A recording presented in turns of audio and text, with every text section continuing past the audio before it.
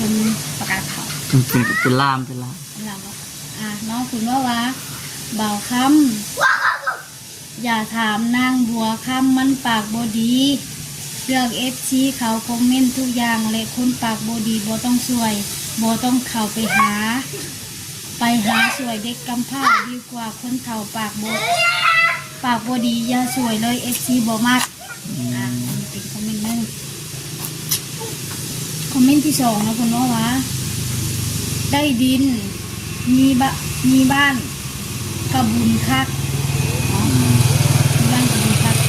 ทำหาจับชาติที่ได้ยาปากนี้คุณเล่าให้บอกให้บัวคำได้เบิ่งข้าวอยู่ได้พี่น้องไอ้น้องเพิ่นว่าเมื่อนั้นนะคือว่าขออนุญาตนำเด้อพี่น้องเด้อเนาะคือว่าเห็นว่ามาก็มีแต่หาแต่เรื่องประมาณนี้แหละเนาะมีคนว่ามาแล้วหาแต่เรื่องสิว่านี่แหละพี่น้องเนาะคือสิ่งกับเบิ่งพ่อหมอคำเลยนั่นเลยตรงก็เดียวไปเอาลูกแต่ก็คือว่าอะไรเขากับโบจักแนวสิว่าเนาะบ่ฮู้ว่าเพิ่นเป็นหยังจิตใจเพิ่นมื้อนั้นนะพี่น้องทางบ่คำก็บ่ได้สอบทานหยังดอกไปมื้อนี้ก็มีแต่ถามทางญาติเพิ่นอย่างเดียวมีแต่ไปเยี่ยมไปยามก็คือทาง FC เห็นนั่นแหละพี่น้องบ่ได้ไปสอบถามนั่นนี่เพิ่นนะแต่ถามว่าบ่ให้ช่วยบ่ก็เฮาก็ตัดสินบ่ได้นะพี่น้องเนาะมันขึ้นอยู่กับผู้หลักผู้ใหญ่เพิ่นผู้เพิ่นเชื่อเพิ่นบางทีเพิ่นคิดอยากช่วยทางไอ้อาก็มีนะพี่น้องเนาะ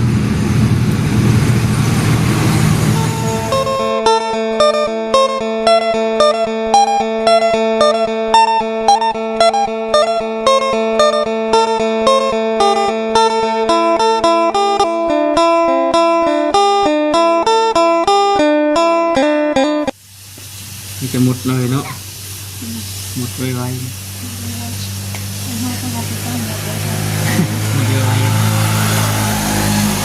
นั่งเย็นพี่น้องนั่งเย็นยามเลย3-6 โมงนั่งค่ะเป็นลูกค้าเนาะเลยไปไกลห้างเนาะ4 ห้องใส่เลยลุงมาซื้อซอยแน่เหรอลูกค้าเลยไกลทางเนาะคุณจักนี่ครับไม่รับดึงแขนว่าห่างเลยป่ะค่ะโหดได้มากคนพี่น้องเนาะทักทายสบายดีเด้อพี่น้องเด้อเนาะทักทายสบายดีFCกันบัดทุกคนพี่น้องเนาะพบพ่อพบเจอกันคือเก่ามื้อนี้ก็อยู่ร่วมกันพี่น้องเนาะกระสิงคนนั้นงานอยู่เนาะมื้อนี้ก็เพื่อได้มีโอกาสที่เรานั่งอบรมกันมือเช้านี้บ่ค่ำไปหาครอบครัวของไอ้อาเพิ่นพี่น้องเนาะไปหาเดี๋ยวไปดินไปนั่งเว้านั่งร่มกันนะพี่น้องเนาะนั่งถามไทยกันเล็กๆน้อยๆคือทางที่ได้เห็นคลิปเมื่อเช้านี้เลยพี่น้องเนาะจะเห็นคอมเมนต์พี่น้องเลยคอมเมนต์เพิ่นคอมเมนต์เข้ามา2 คอมเมนต์เนาะเพิ่นว่าจังได๋ไก่เนี่ยไม่บุมีเนาะไม่มีอยู่ไก่ก็ได้แล้วเดี๋ยวซีนจะเป็นขนาดเนาะโอเคซีนจะเป็นคนประกาศข่าวเป็นลามน้องคุณว่าบ่าวคำอย่าถามนางบัวคำมันปากบดีเรื่องFCเขาคอมเมนต์ทุกอย่างและคนปากบดีบ่ต้องสวยบ่ต้องเข้าไปหาสวยเด็กกำพร้าดีกว่าคนเฒ่าปากบดีอย่าสวยเลย FC บ่มักเป็นคอมเมนต์นึงคอมเมนต์ที่สองนะคุณว่าได้ดินมีบ้านกระบุญคักบ้านกระบุญคักทำหาจับชาติที่ได้ยาปากนี้เล่าให้บอกให้บัวคำเจ้ากันไปบอกให้เพื่อนทุกอย่างอย่าเล็กจะปูได้กระยาขอแก้ข่าวด้วยเราคนน้องคุณว่าได้ดินมีบ้านนอนกระบุญคักบัวคำหาจับชาติเป็นสีได้ ปากดีสำหรับพี่น้องนี่เนาะอันนี้ก็เป็นอะไรก็ทำกับเจ้าสายา ไปมื้อนี้บ่ เนี่ย ไปมื้อนี้ก็ทั้งบ่คำบ่ได้อบรมนำป้าแล้วล่ะพี่น้องหรือว่าเอื้อยของมันไอ้อาดนะพี่น้องเนาะนั่นแหละพี่น้องเนาะน้ำเล็กนี่รถหลายเนาะการนั่งโอ้นั่งล้มกับมันไอ้อาดเพิ่นพี่น้องเนาะแต่ว่าถามนอกกล้องนี่ก็ถามอยู่ถามเล็กๆน้อยนะพี่น้องเรื่อง FC เพิ่นว่ามาเนี่ยก็เห็นอยู่พี่น้องในคลิปเนาะในคลิปของทางวอต้าแล้วก็ทางเกี่ยวกับอะไรก็เห็นคลิปของวอต้าเพิ่นอยู่แล้วก็เห็นเพิ่นออกมาแก้ใช้ประเด็นที่ว่ายานทาง FC วายอาจเนาะมื้อเนาะ เนี่ย แต่ก็ได้เบิ่งคร่าวๆอยู่ได้พี่น้องเนาะเพิ่นว่ามื้อนั้นนะคือว่าขออนุญาตนำเด้อพี่น้องเด้อเนาะคือว่าเห็นว่ามาเนี่ยมาก็มีแต่หาแต่เรื่องประมาณนี้แหละเนาะ มีคนว่ามาแล้วหาแต่เรื่องสิเว่าบอก ประมาณนี้แหละพี่น้องเนาะ คือสิ่งกับเบิ่งพ่อหมอคำมือนั่นเลย ตรงก็เดียวไปเอาลูกไป แต่ก็คือว่าได้เฮาก็บ่จักแนวสิว่าเนาะบ่ฮู้ว่าเพิ่นเป็นหยังจิตใจเพิ่นมื้อนั้นนะพี่น้องทางบ่คำก็บ่ได้สอบทานหยังดอกไปมื้อนี้ก็มีแต่ถามทางญาติเพิ่นอย่างเดียวมีแต่ไปเยี่ยมไปยามก็คือทาง FC เห็นนั่นนะพี่น้องบ่ได้ไปสอบบ่ได้ไปสอบถามนั่นนี่เพิ่นนะพอฮู้อยู่ฮู้คร่าวๆพี่น้องแต่ว่าเขาบ่ได้ตั้งใจไปถามในนั้นแต่ว่าทาง FC เพิ่นคอมเมนต์เข้ามาในนี้ก็ที่ว่าจังได๋เด้เนาะอาจจะอยู่ในอาการไม่ค่อย คนตามภาษาเพิ่นคนเฒ่าเนาะ ใจให้ดีนะ เฮ็ดเวียกเมื่อยตากแดดว่าซั่นติ เราลงมาดีไปเลย อารมณ์บ่จ่อยบ่อารมณ์บ่จ่อย ก็บอกเข้าใจเหตุผลของเพื่อนเนาะพ่อแม่พี่น้องเอ้ยอาจจะมีเหตุผลส่วนตัวของเพื่อนที่แบบว่าละ แต่ก็คือว่าอะไรพี่น้องเนาะแต่ถามว่าบ่ให้ช่วยบ่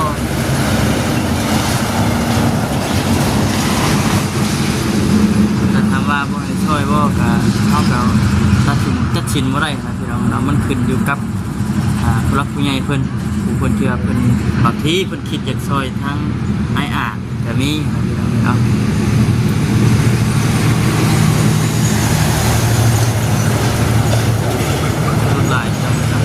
บางทีเพิ่นอยากช่วยทางไออาร์ตนะสงสารเป็นลูกญาติพี่น้องตามที่ได้ยินมาก็คือว่าพี่น้องเนาะหนึ่งมาทางไออาร์ตแล้วก็ที่ว่าจังไรเลยเพราะว่ามาอาศัยน้ำเอื้อยดิแหลกอันนั้นพี่น้องเลยทางมาคำกับที่ว่าจังไรเนาะตามนั้นแหละพี่น้องถือว่ามีข่าวดีถือว่ามีข่าวดีเข้ามาอยู่ในช่วงนี้เลยเพราะว่าตอนที่บอกเข้ามานี่แกทางในเตียงเรากำลังเข้าไปนะพี่น้องมีทางบาวผัดไทยเพื่อนว่าทางในเตียงเพื่อนที่เข้าไปมอบงานให้ทางบาวผัดไทยเนี่ยตามที่ได้ยินนะพี่น้องถือว่าเป็นอันดีที่ว่าซอยเหลือทางญาติเพิ่นก็ถือว่าเป็นตาสงสารอยู่พี่น้องเนาะเพราะว่าเฮ็ดหยังก็ยากเฮ็ดหยังก็บ่ได้นะพี่น้องไปหารับจ้างรับบ่ายสถานที่แล้วว่ามานะคิดว่าเฮาสิไปหารับจ้างรับบ่ายก็คิดละอายแล้วว่าซั่นเฮาสุขภาพเฮาบ่แข็งแรงบ่ปกติคือตะกี้FC บางท่านเพิ่นก็กินฮอดกินถึงอยู่นำก็มีพี่น้องเนาะเพิ่นคิดเพิ่นคอมเมนต์เข้ามา ให้ทางบ่คำไปหาอาจเรื่อยๆบ่อยๆเด้อว่าซั่น เพิ่นบ่มีลูกมัน บ่อยู่ อ้ายเพิ่นเคยมีเมีย แม่นเคยมีอยู่แต่ว่าคือว่าหั่นแหละนี่แหละคือพอเป็นอันนี้ก็แม่นไปหาไปแล้ว เป็นหยัง เพิ่นว่าโรคพาร์กินสันโรคพาร์กินสัน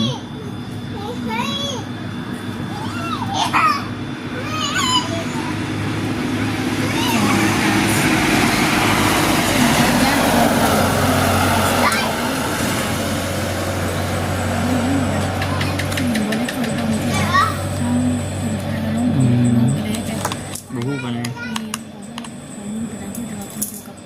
อืม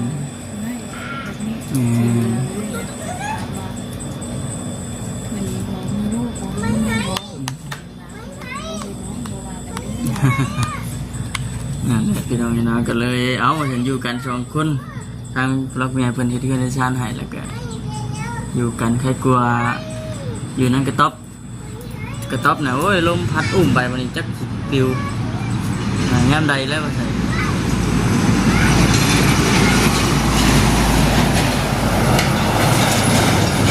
แต่ว่ามีผู้รักเมียเพิ่นเฮ็ดให้คือว่าบุญหลายแล้วกันพี่น้องเนาะคลิปนี้ก็คือบ่มีหยังหลายดอกพี่น้องเนาะมานั่งก็ร่วมกันช่วงยามแลงเนาะพี่เนาะนั่งรอลูกค้าพี่น้องเลยเนาะรอลูกค้ามาซื้อเครื่อง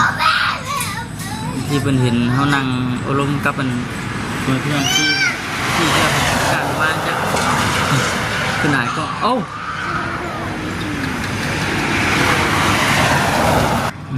นั่นแหละพี่น้องเลยแต่ว่ามื้อนี้เนาะมื้อนี้ก็เป็นว่านี่ผมไม่ต้องไปหรอกเนาะสองมื้อคือว่าปลอดภัยพี่น้องฝนตกบางบอนบางพื้นที่ก็คือว่าในวานก้าก็มีเฮาได้มื้อใด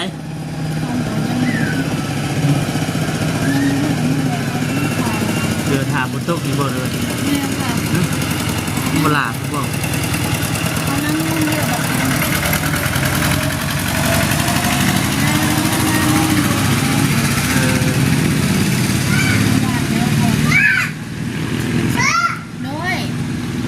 เอ้ยแมวบูเอาแมวอยู่สายสลัก อย่าออกไปเลย อยู่สายลูกแมวไป หาแมวเสือหาคุณตกปีกคุณตกขวานกับบ่ได้อันวานพี่น้องเนาะเนื่องจากว่าทางบ่เฒ่าไม่เฒ่ามันก็ไปปลูกมันแน่ยังบ่ทันแล้วพี่น้องก็เลยบ่ได้วาน ด้วยอ้าวเจ้าไปหาลูกสู้อยู่ไสแมวอยู่น้ำสู้ลูกเอิญ หาแมว สู้ไว้สู้ ฝุ่นตั้งฝุ่นไป ไปหาใหญ่ไป ได้ฝุ่น ไปหาใหญ่ให้ใหญ่ให้ ฝุ่นยังไงนึกยังไงฝุ่น อยู่น้ำใหญ่เด้อทานใหญ่เด้อใหญ่เอาหายเด้อ ลูกหน่อยหาแมวพี่น้องเลย แมว นั่นแหละเนาะก็เลยถือว่าใกล้สิฮอดยามให้ยามหน้าแล้วพี่น้องกันเนาะบางมื้อก็ได้ออกไปข้างนอกน้ำบางมื้ออาจสิบ่ได้ไปส่วนหลายนี่สิบ่ได้ไปจำบ่จักปีนี่แต่ว่าก็คือว่าเนี่ยพี่น้องยังรับหน้าที่เป็นสะพานบุญให้กับทางผู้หลักผู้ใหญ่เป็นคือเก่าอยู่พี่น้องกันว่ามีทางผู้หลักผู้ใหญ่เพิ่นพร้อมที่สิให้ทางบ่คำแล้วก็ทีมงานนั่นแหละพี่น้องเนาะเป็นสะพานบุญก็ติดต่อมาคือเก่าพี่น้องเนาะเพราะว่าหนึ่งมาเนี่ยชาบ่คำคิดเห็นเลยนะยามหน้าเนี่ยมีแต่นี่เนาะ แม่ ทั้งสองคนนี่บอกคำชาวอินสองคนนี้พี่น้อง สองคนกับน้องก็สิได้ให้คุณเพราะว่าให้คุณไทย พี่น้องก็เลยนั่งอารมณ์ครับเพราะว่าพี่น้องที่อยู่หน้าห้านช่วงยามเร่งใช่มื้อนี้ก็ถือว่าไปหาทางงานเพิ่นได้กลับมาพี่น้องเนาะ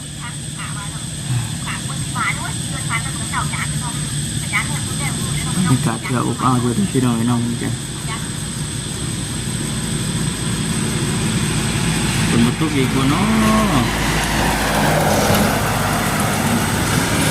พอสิเคยไปก้านแน่ปลาแน่มื้อนั้นถือว่าโอเคพี่น้องเนาะฝนตกมันพอได้ปลาแน่แต่ว่าบ่ได้ไปถ่ายคลิปจ้ามันถ่ายคลิปลงให้กันที่ได้เบิ่งมื้อนั้นไปเอาปลาก็ปลาบริเวณนะฮะยำแรงรถกันเล่นลุยลายเลยล่ายอยู่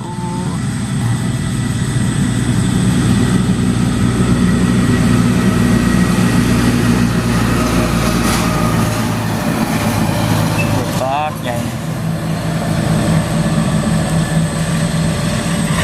เมื่อนั้นนะเต็มท่วมเบิดพี่น้องมานะเพราะว่าทางบอกคำยังบ่ได้ขุดโถเดี๋ยวมันขุดน้ำพุท่านนะขุดหาก็ได้เครื่องหนึ่งนี่ขุดหาก็ได้เครื่องนี้เลยแต่ว่า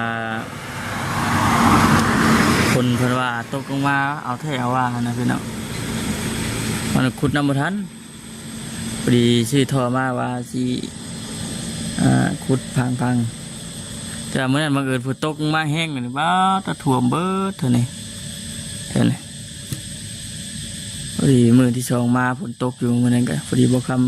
ำขุดเลยตอนมันอ่อนกี่บวมหมดเลยพี่น้องพอดีส่วนอันซ้ายที่ว่าเขาสั่งมามันก่อมาสามส่วนใส่ให้มันบ่อยมันติดนะกินรถยังจะชวนมาใส่อยู่พี่น้องเนาะจังไรก็ฝากนี่ด้วยพี่น้องเด้อเนาะฝากเข้ามากดไลค์กดแชร์กดติดตามรับชม